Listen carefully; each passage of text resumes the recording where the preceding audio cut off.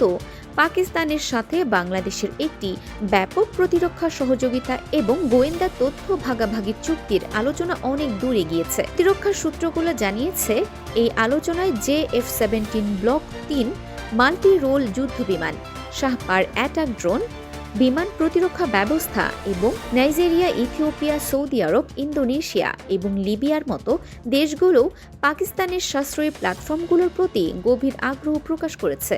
পাকিস্তানের এই অগ্রযাত্রার মূল ভিত্তি হল চীনের সাথে তাদের কৌশলগত অংশীদারিত্ব।